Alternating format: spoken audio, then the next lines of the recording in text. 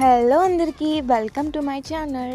ఈరోజు నేనైతే మీకు ఎంతో టేస్టీగా ఉండే వెజిటేబుల్ పాస్తా అయితే చూపిస్తాను. ఇది మనం టిఫిన్గా తినచ్చు, స్నాక్లా తినచ్చు, చాలా హెల్దీ ఉంటుంది.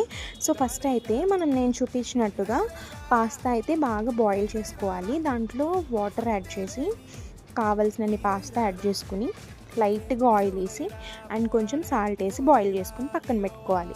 అదైతే బాయిల్ అయిన తర్వాత వాటర్ని స్ట్రెయిన్ చేసేసి వడగట్టి జల్లెడలో పక్కన ఉంచుకోవాలి. సో తర్వాత చూపించినట్టుగా మీకు నచ్చినట్టుగా వెజిటేబుల్స్ ఎన్ని ఉంటే అన్నీ కట్ చేసుకుని ఇలా కొంచెం ఆయిల్ యాడ్ చేసుకొని నీట్గా ఫ్రై చేసుకోండి. ఆ తర్వాత బాయిల్ అయిన పాస్తా యాడ్ చేసి సాల్ట్ యాడ్ చేసి ఇలా నేను చూపిస్తున్నట్టుగా మ్యాగీ మసాలా ఉంటే మ్యాగీ మసాలా, లేదు అంటే ఇంట్లో తయారు చేసుకున్న మసాలా కూడా యాడ్ చేసుకోవచ్చు. లైట్గా కారం స్ప్రింకిల్ చేయాలి. సో వెజిటేబుల్ పాస్తా అయితే రెడీ అయిపోతుంది.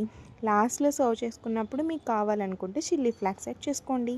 నచ్చితే లైక్ చేయండి. Thank you. Bye bye.